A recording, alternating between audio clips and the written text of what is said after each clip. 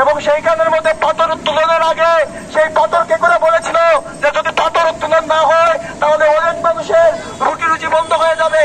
কিন্তু বন্ধুগণ, আমরা দেখি যে শুধু ওই পোলাগঞ্জের পর্যটন কেন্দ্রের মধ্যে যে প্রবর্তী মানুষ যায় তার সাথে জড়িত আছে সেই দরিদ্র নৌকার মাঝিরা, যারা নৌকা করে সেইখানে পর্যটনকে নিয়ে যায়। তাহলে এই যে পাথর সেইখান থেকে নাই হয়ে গেল, পোলাগঞ্জ পর্যটনটাকে নষ্ট করে দেওয়া হলো, সেই দরিদ্র মাঝিদের কি হবে?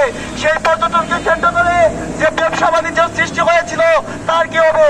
আমরা দেখি যে সেই সামগ্রিক মানুষের কথা চিন্তা না করে একদল মানুষ নিজেদের স্বার্থে আমাদের সেই পোলাগঞ্জকে তারা একদম নিঃস্ব করে দিয়েছে।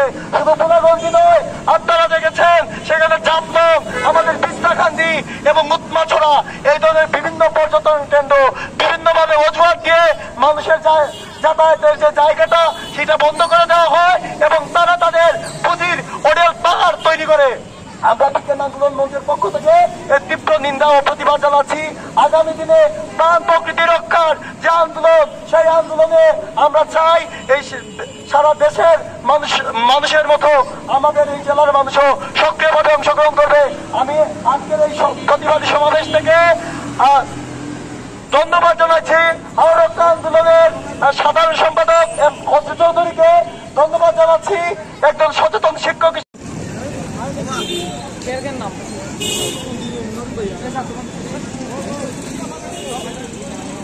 যে পর্যটন এলাকা আছে, গত 5 আগস্টের পর সেই পোলাগঞ্জের একটা পাথরও এখন নাই।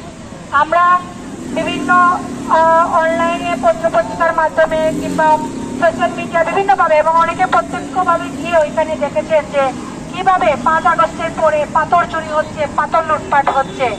এই যে একটা ভয়াবহ অবস্থা এবং রীতিমতো এইটার কোনো সৌন্দর্যই এখন নেই। এটা প্রাকৃতিক একটা ভারসাম্য, প্রাকৃতিক একটা জায়গা এবং সেটা সবচেয়ে বিষয়টা যে বাংলাদেশের একটা পর্যটন কেন্দ্র এবং সেখান থেকে আমরা প্রকৃতিকে বাঁচানোর জন্য যে উপাদানগুলো পাই সেটা এখন প্রায় বিনষ্ট হয়ে গেছে এবং যা অবশিষ্ট বাকি আছে সেই অবশিষ্ট রক্ষার জন্য এবং যারা এই লুটপাটের সাথে যুক্ত, যারা পাথর চুরি করছে তাদেরকে আইনের আওতায় এনে আমরা এই সাদা পাথরকে রক্ষার জন্য আজকে শিক্ষার্থীরা এখানে দাঁড়িয়েছি। সংগ্রামী বন্ধুগণ, আমরা দেখি যে পরিবেশ যে উপদেষ্টা গতকালকে একটা দায় সারা বক্তব্য দিয়েছেন। শুধু পরিবেশ উপদেষ্টা না, আমরা দেখেছি যে 5 আগস্টের পরে ওনারা কিন্তু যখন সংস্কারের কথা বলে আমাদেরকে শুনিয়েছিলেন প্রকৃতিকে রক্ষার জন্য পলিথিন বন্ধ করে দিবেন, কিন্তু দুর্ভাগ্য হলে পলিথিন তো বন্ধ করা হয় নাই, সেই সাথে আপনারা দেখবেন পলিথিনের ব্যবহার কিভাবে বেড়েছে।